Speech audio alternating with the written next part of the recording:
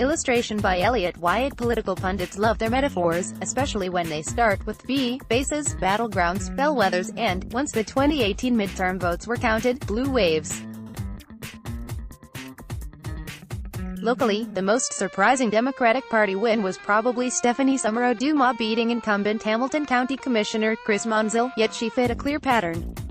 Democrats won a slew of offices and judgeships in Hamilton County. Every Democrat running for statewide office carried the county as well, though all but Senator Sherrod Brown lost their races.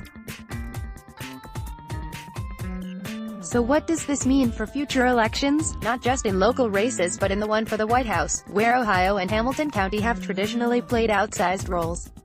Turns out it's tricky to measure. The national mood can change dramatically from election to election, says Nathaniel Rockich, an elections analyst at the political website 538.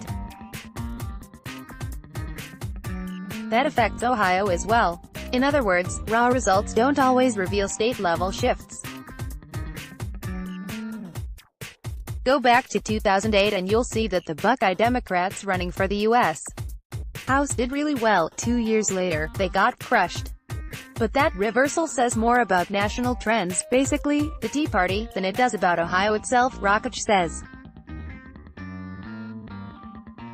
A smarter approach is to compare how House candidates did in Ohio to how they did everywhere else, year by year. From 2012 to 2016, Republicans running for the House in Hamilton County, that is, Steve Chabot and Brad Wenstrup, performed about 9 points better than the average Republican congressional candidate. This means that, in both red years and blue years, Hamilton County voted more conservatively than the rest of the country. That changed in 2018. According to Rockich, Hamilton County broke Democratic in its 2 House races by 10.3 points, nearly 2 points higher than the rest of the country's leftward tilt. Chabot and Wenstrup still hung on, thanks to their gerrymandered districts that include a number of more conservative counties. But in these races the outcome was clear. Hamilton County went blue. Things look a bit different for Ohio as a whole. In 2014 and 2016, Buckeyes supported Republican candidates for the House by far bigger margins, an average of 14.5 points higher than the average Republican congressional candidate. In 2018, Ohio's House results swung to the left, driven in part by blue margins in Cincinnati, Columbus, and Cleveland. But the state still leaned about 4 points further to the right than the rest of the country, and that sets up 2020 as a crucial test case for how red our blue Ohio really is. In 2008, 2010, and 2012, Republican House candidates did on average about 5 points better than their national peers, which puts those years in line with 2018. This raises the possibility that 2014 and 2016 were just dark red outliers because of John Kasich, because of Donald Trump, or maybe because of them both. Which also raises the question, what on earth do Ohio Republicans want in an executive? It's important to keep this history in mind when reading hot takes about Ohio no longer being America's bellwether battleground. For most of the 20th century, the candidate who won Ohio also won the presidency, mostly because Ohio mirrored the country in many ways. Maybe that's no longer the case. Or maybe it still is. It's hard to know for sure based on just a few elections, and that means the next one could be, say it with us, the most important election ever.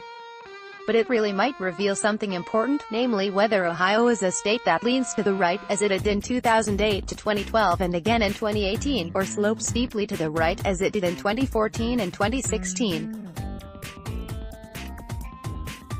Essentially, Rockich says, we're awaiting a tiebreaker to see what the real outlier is. Whatever happens at the state level, it seems clear that a solidly Democratic Hamilton County is becoming a real thing.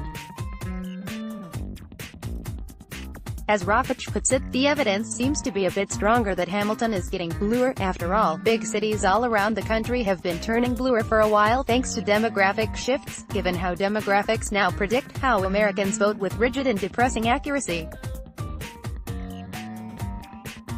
Maybe Michigan, Arizona, or even Texas will grab Ohio's bellwether crown in the 2020 presidential race. There's some upside to that, even if it's a blow to civic pride. anyone mind a future with fewer TV ads proclaiming each year the most important election ever? But step back, and the bigger picture is clear. Hamilton County, young, urban, educated, is getting bluer, while much of the rest of Ohio, old, rural, less educated, is getting redder. Forget the presidency, and look at the partisanship. On that count, Cincinnati versus Ohio might be the best bellwether of all.